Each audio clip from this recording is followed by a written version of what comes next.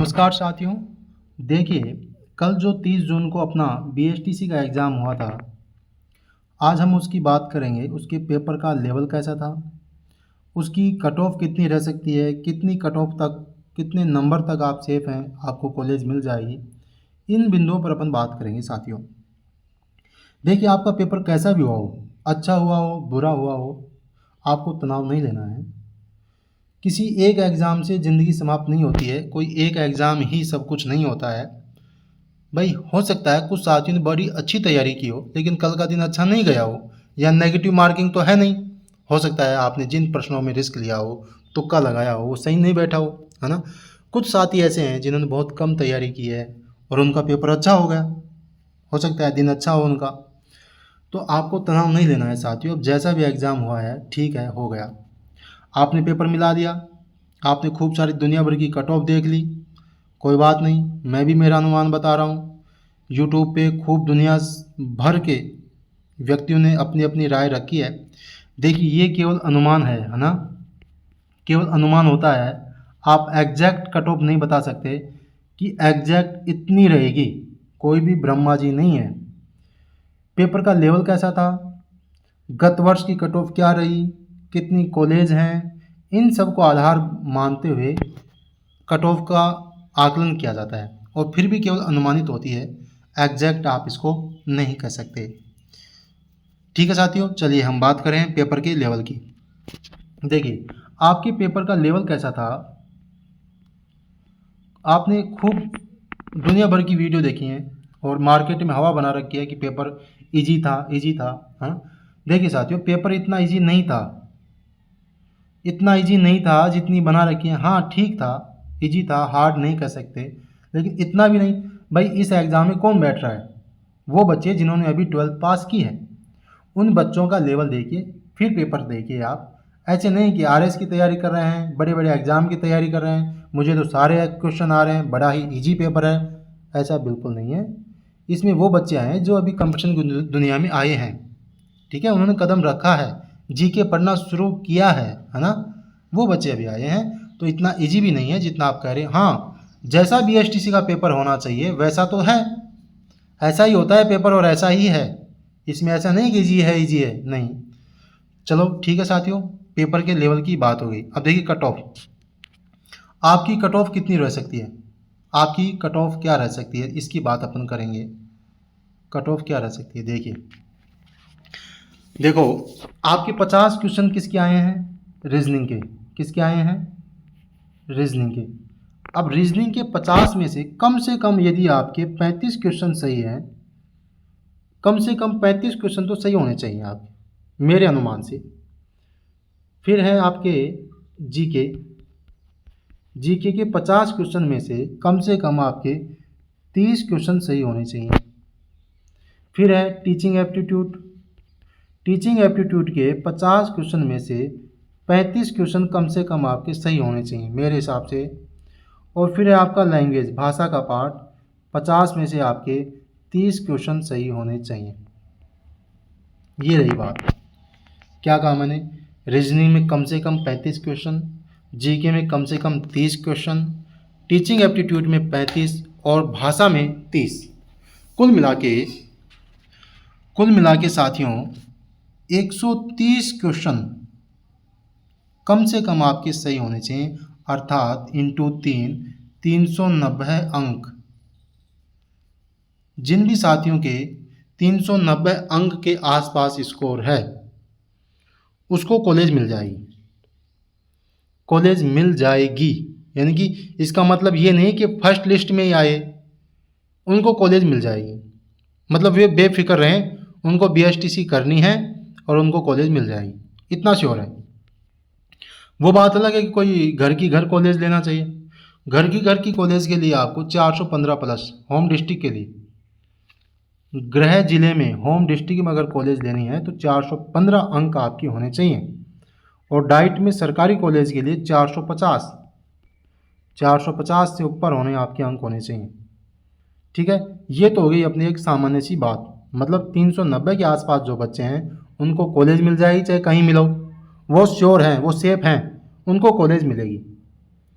चलिए इसके बाद जो बच्चे 350 से 390 के बीच में हैं, 350 से 300, हम केवल सामान्य जनरल कैटेगरी की बात करें, जो 390 के ऊपर हैं उनको कॉलेज मिल जाएगी कहीं नहीं से कहीं। 350 से 390 के बीच में हैं, वो मतलब श्योर नहीं है, बिल्कुल आश्वस्त नहीं हो सकते कि मिल जाएगी। हो सकता है उनको बाई चांस नहीं भी मिले, लेकिन मिल सकती है ना। ऑल राजस्थान में अगर आप भर दें, राजस्थान में कहीं से भी सभी कॉलेज आप भर दें, तो आपको कहीं ना कहीं, लड़कियों को तो शायद कहीं ना कहीं मिल जाएगी। ठीक है, ये केवल अनुमान है, मिल सकती है। ये देखिए इनके लिए थोड़ा मुश्किल है, 390 वाले सेफ हैं, लेकिन 350 390 के बीच में संभावना है। लेकिन जो बच्चे 350 से कम हैं, जिनका स्कोर 350 से कम है, उनके लिए तो बिल्कुल मुश्किल है। असंभव तो नहीं है, कट ऑफ बता रहे हैं, अनुमान बता रहे हैं ना, मिल भी सकती है, ये कोई भ्रम वाक्य नहीं है। लेकिन थोड़ा सा मुश्किल है यहाँ, 350 से कम थोड़ा सा मुश्किल नज़र आ रहा है साथियों। क्योंकि अब देखिए लड़कियों में काउंसलिंग सब करवाएंगी। पहले क्या होता था, जिसको भी गृह जिला नहीं मिल रहा है, कम अंक है, वो काउंसलिंग नहीं करवाती थी। लेकिन अब जब से 50% आरक्षण किया है, सबकी इच्छा है कॉलेज करने, बीएसटीसी करना, कैसे भी करके बीएसटीसी हो जाए और रीट की तैयारी करें।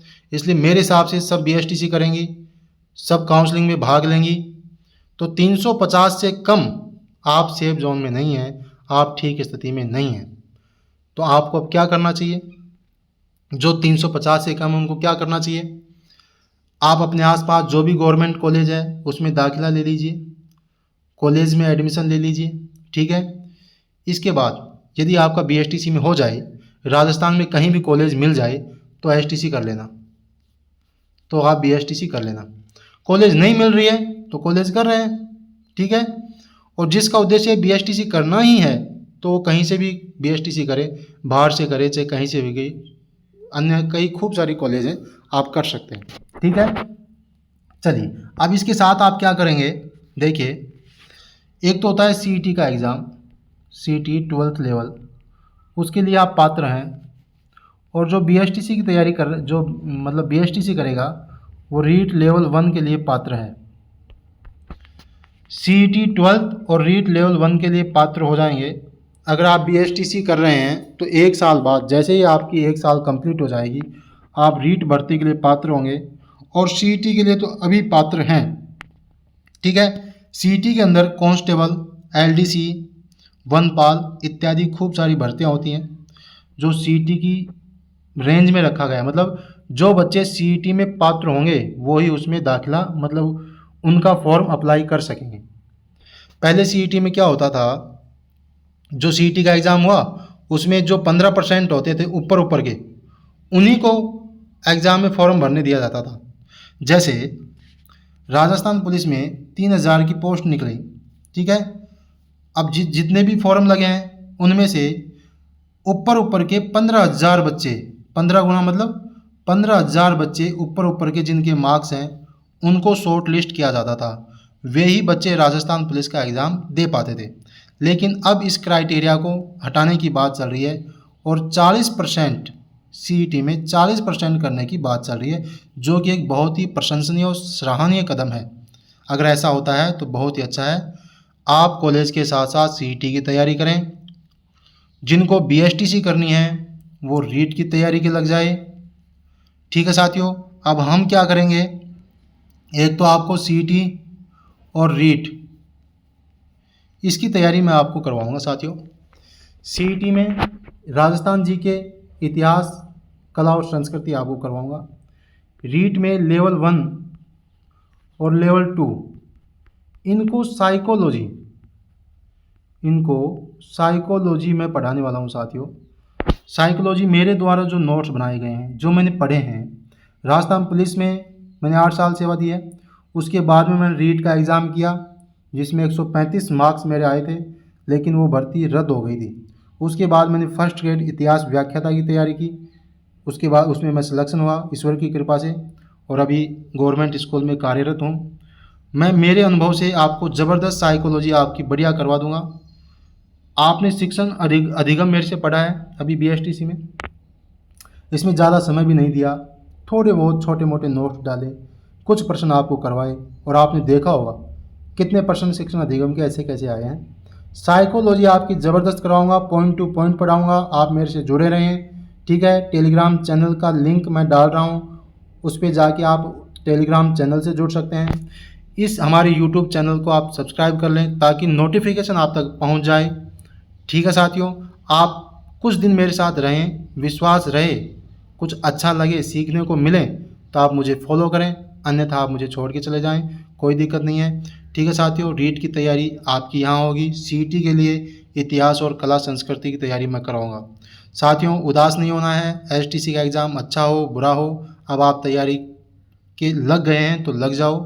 खूब एग्ज़ाम होंगे, कोई अच्छा होगा, कोई बिगड़ेगा, कोई सुधरेगा, लौट पौट के आखिर अंततः मंजिल तक पहुंच ही जाओगे। साथियों, आप लगे रहो, खुद पे विश्वास रखो, अच्छे लोगों की संगत में रहो, ठीक है, ताकि ऊर्जावान आप बने रहें।